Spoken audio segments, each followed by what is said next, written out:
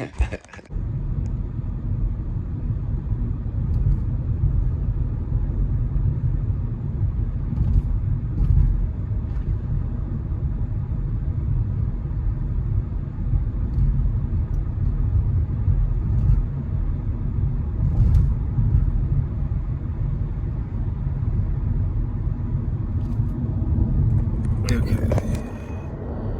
87 degrees Fahrenheit. We're at 214,185 miles on the odometer. It's May 31st, the end of the month of 2024 for May.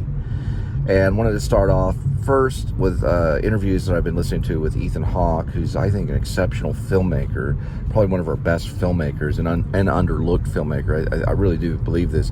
Blaze is, I think, close to a masterpiece. It's on my top 50. It did make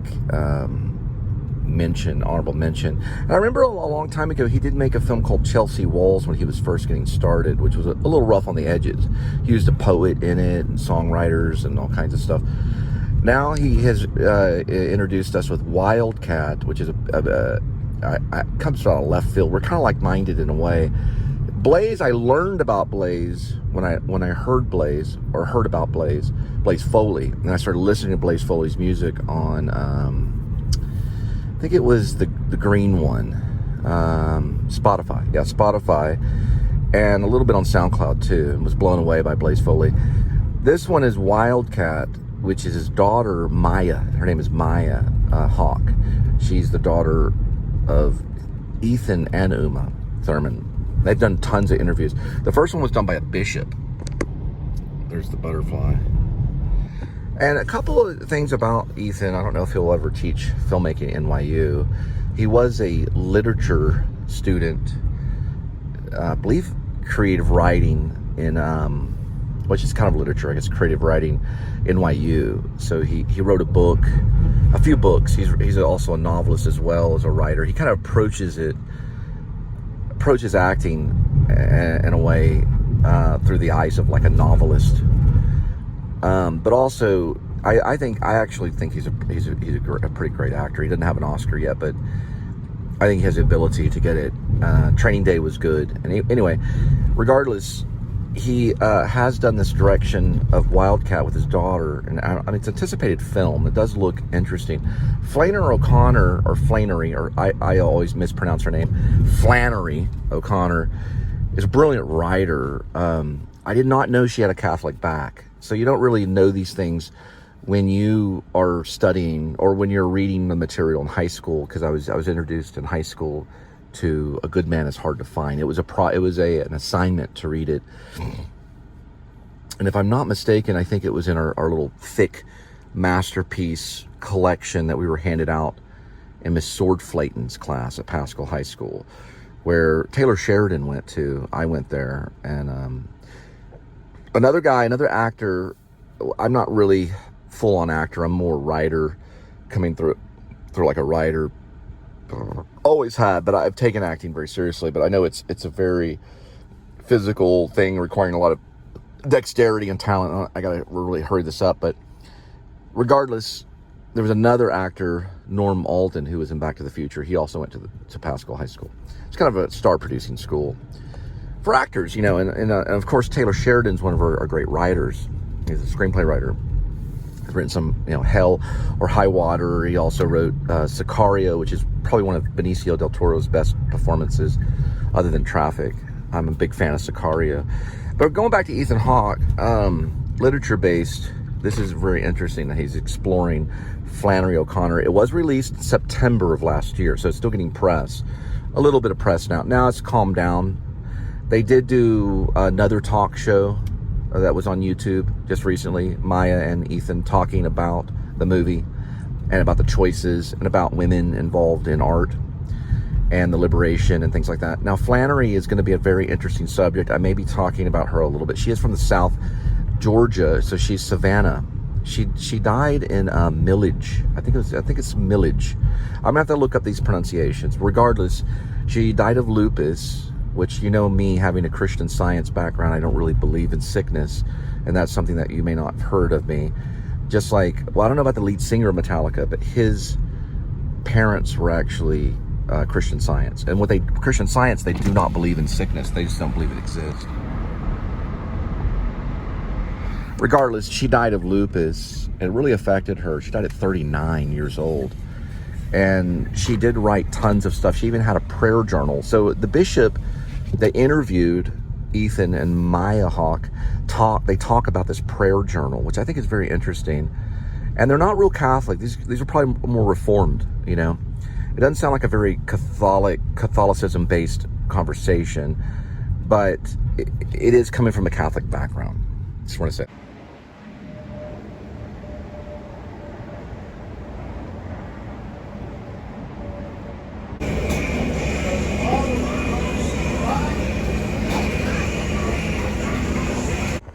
All right, 528.13, 3.9, 5 pizzas.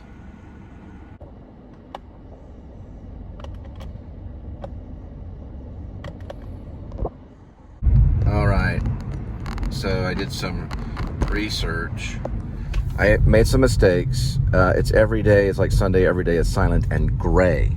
So that's one thing, mistake I made. Another thing too is I always thought it said hide on the corner now at your postcard.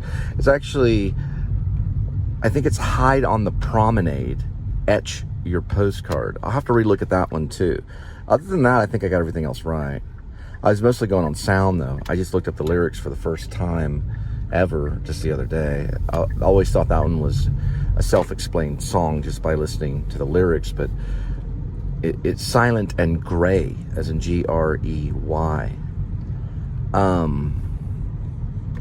And then I think everything else is correct. I haven't noticed any other mistake. I have to go back and look at the lyrics again, but Momo's got about 95% of it, or 96% of it right. Well, I guess since there's not as many words in that song, probably more like 80% of it, or 85% of it. I always thought it was silent and pray, but it's every day is like Sunday, silent and gray. Now here's some other information about Morrissey's song. Now there is some passages written about it on Wikipedia, and one of them I think it's about Manchester and England being overcast all the time and every day feeling like a Sunday, you know, since he either left that area or went into rock and roll or whatever you want to call alternative rock. But another thing I wanted to say was that I think on Every Day is Like Sunday, let me just look at this really quick. There is a book written by author Neville, and he wrote it. It's called On the Beach. It's an Australian book. It looks like a very interesting read, a very sad book, which I don't know if Morrissey read it. He may have. It's very dark. It's about World War III and Armageddon, you could call it. And everybody's waiting for this nuclear. Well, it's more like radiation cloud that's floating around the world to kill everyone. It's basically like a dust cloud of radiation. And a strange dust falls on your hand and on your face. So that may be what the dust is. Because I was thinking, you know, was he talking about cocaine? What was he talking about? The strange dust is from that bomb, you know, from the radiation. And we've always analyzed Morrissey songs, like what are they about? You know, oh, well, this article was published a long time ago in Manchester Digest and all this other stuff. Anyway, so Neville's book, which is kind of a post-apocalyptic book, or it's really, you could call it post-apocalyptic because the nuclear bomb had already gone off, or Armageddon had already happened, and it was waiting to reach Australia, or the beaches of Australia. And everyone has these, like, the government gives out these, basically they're like almost like cyanide tablets and syringes to, you know, to basically kill yourself before you suffer the effects of radiation. And they're injected into like kids and people and, you know, and friends and family, you know. And there's different characters in On the Beach. There's one that has a Ferrari. He drives around happily and goes in all these really dangerous, like, races, like Speed Racer and stuff, and they're all kind of crashing, and he survives the races because there's no real reason to live. And this other lady's a drunk, and she kind of just is celebrating, you know, by drinking all over and over again. And then there's all these different people dealing with end times, you know. It's almost an end times book, but you have to read it.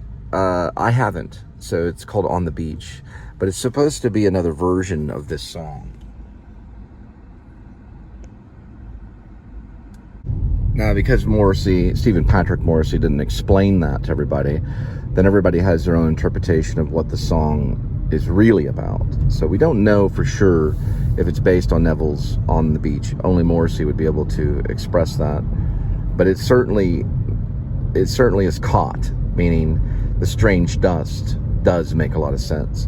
And a strange dust lands on your hands and on your face. On your face, right? That starts to make more sense as you're talking about sand, you know. So finally it kicks in. You know, you got to be very literate to listen and understand Morrissey. Even the Smith songs, like, for example, This Night Has Opened My Eyes, stuff like that, being about abortion and everything. He knew a lot of, he was very literate. He was a writer. So he was kind of obsessed with this female playwright.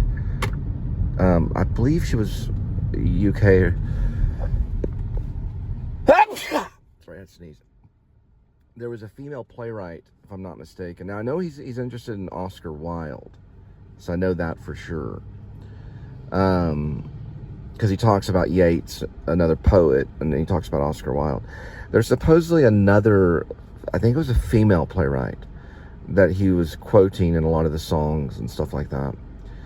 But he usually is referring, and he does it in the songs, he refers to other writers and other authors. Now, one of the musicians that was helping with the song,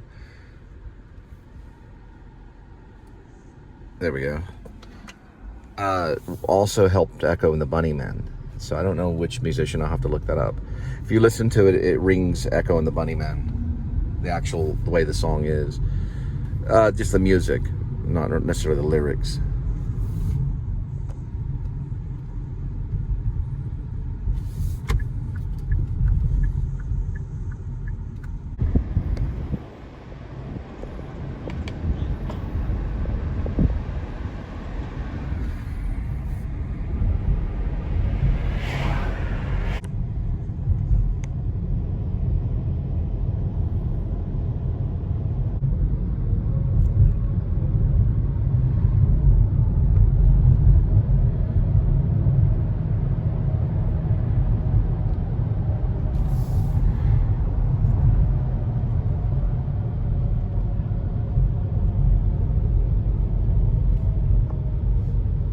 All right, 3 parts, 6044, 1.5.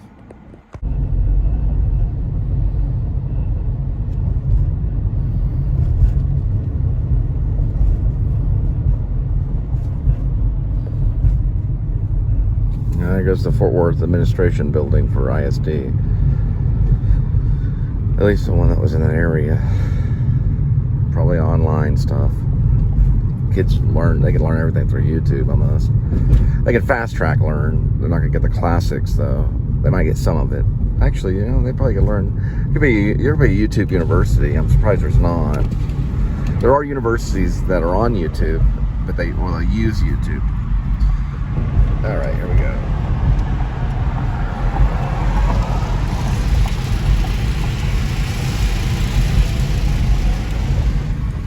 Well, I can at least give them the gist of it to get them started.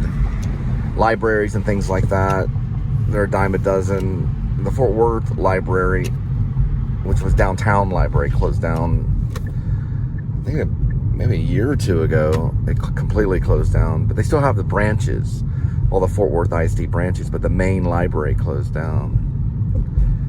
You just get all your information online. But a book has become a digital source of information where you can retrieve a book digitally and read it off a screen. One of these things right here. So I don't know. I think universities are going to be more about designed around teaching the classics classic style of learning. It'll be more of an academic kind of path than it used to be. Where there were trade schools and things like that, those are more done online now. You know, if you get licensing and things like that, you can do a lot of that online. You can even go to college online. You can choose to go to an online college like Phoenix. There's all different types, and you just work your way through it. You pay them for this certificate.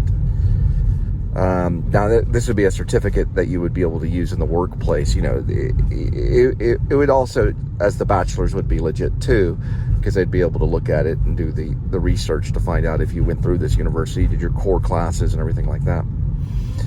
But, you know, schools like NYU and Harvard and even TCU and SMU and things like that, even UNT, they're probably going to be around for quite a bit of time just because of it's a learning ground. It can be for the rich or the poor.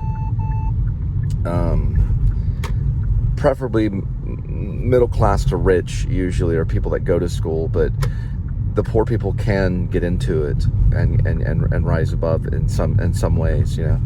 The university is still there. It's still going to be there. It's just not like it used to be. And many times, especially with state schools, they'll tell you this course, and that course, they're all online. You have to take it from your dorm room.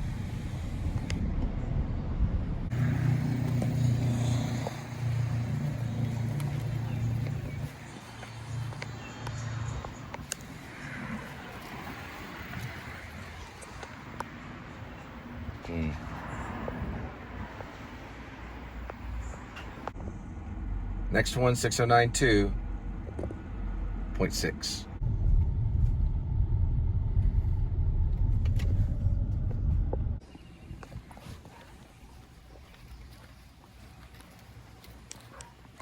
They're all the way from Illinois.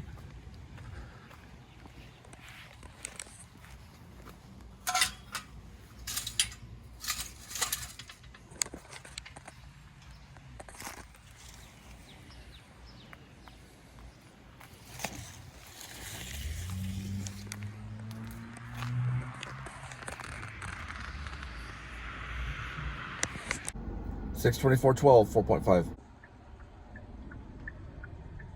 I like them Snicker protein bars. They're called Snicker Pro.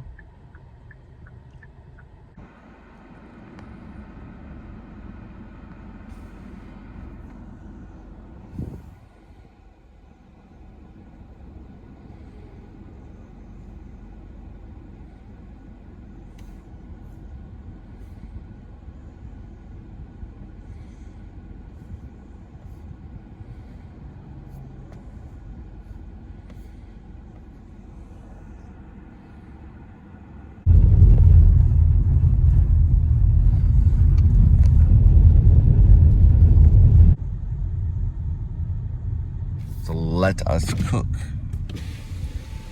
Right here.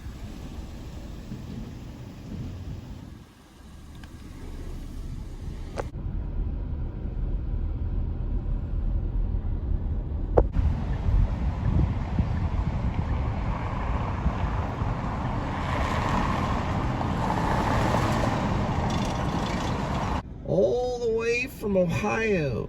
65.2.6.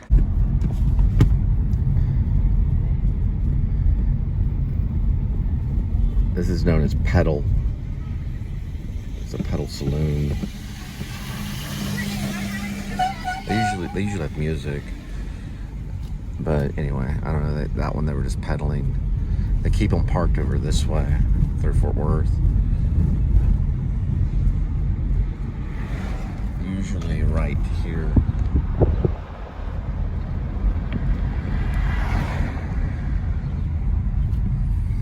This one's going to Montgomery, which the Montgomery Plaza, it flooded in 1949, and it flooded up to the second floor because of the Trinity River. It was a little mysterious thing. I think it had to do with maybe how the Trinity River was functioning at the time, but it was a great rain that came in, and everything flooded to the second floor of this building right here, which is a historic building. I think they were even through the Depression. This building right here, Montgomery. I don't really know the history of the building, but I know it was there in 49. And yeah, it was pretty bad. They had boats all around here, all floating. All of this with that Chick-fil-A would have been underwater. It wouldn't have been there, but if we'll say the Chick-fil-A time warp back to 1940s, it would have been underwater. That's how bad it was. I don't know how many deaths were involved, but they were boating around. They'd have to boat to go to the store and stuff. And this whole thing, not all of it, but to the second floor was up to water. That whole building would have been affected though, big time, because of the amount of water that seeped into the foundation and everything. It was pretty, you know, it all came from the Trinity River right over here, which is built differently than back in the day. Actually, I want to go this way, deeper this way. This dog run is. I always wonder, like, you know, audience-wise, how much you guys are really seeing, because you only can see like in one direction. So you're not seeing everything. You're not seeing what I see, but this is the Montgomery building, Montgomery Plaza. The flooding happened to the second floor, 1949. You can believe that. I used to think it was 39, but it's actually 1949. I get the year. I think sometimes in some of the shows I said 1929. I'm pretty sure it's 49. Yeah, so it was the second floor. Man, that's a lot of water. Look at that telephone. Or that's not a telephone, that's a lamp. Look at that street lamp right there. Street light. It probably flooded from there all the way to the top. That's how much water. So I'd be walking underwater right now in 1949 during that flooding, during the rain season. Talk about rain, my goodness. Rain is kind of mysterious, but that amount of rain, it must have rained for days and days. They make a cool movie though, the flooding of the Montgomery Plaza.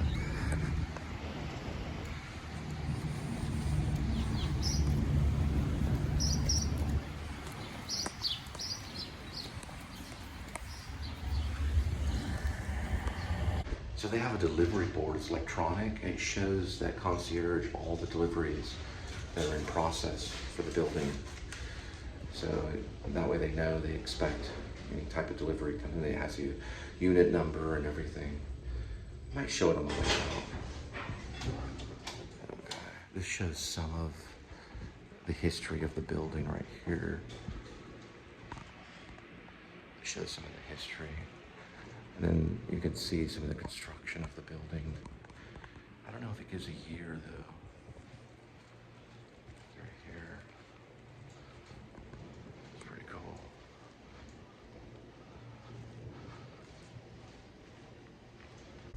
So it was constructed in 1928, but it did flood in 49, 20 years later. There's the construction.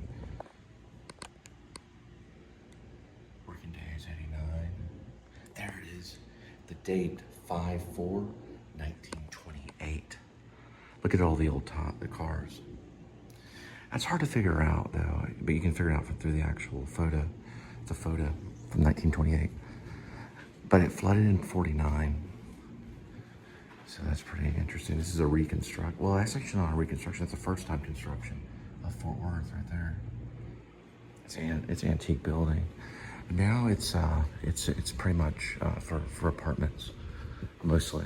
There's other businesses, there's restaurants and things like that. So the guy in the lobby was testing me, and I said, hey, this flooded in 1949, because it was built in 1928. And he said, yeah, I was around, I remember. He's younger than us. And I was like, oh, really, what happened? And I realized he was born like in the late 60s. He's just lying to me. But yeah, I think it's 49. I'll have to double check on Wikipedia. But look at this though. It's a massive building. It's pretty cool. Mostly apartments. So the guy seemed pretty happy living there. I didn't get the delivery board, so it's just electronic delivery board. But it shows all the various deliveries. Isn't that cool? Cool little building. Next one, 712-6, 1.5.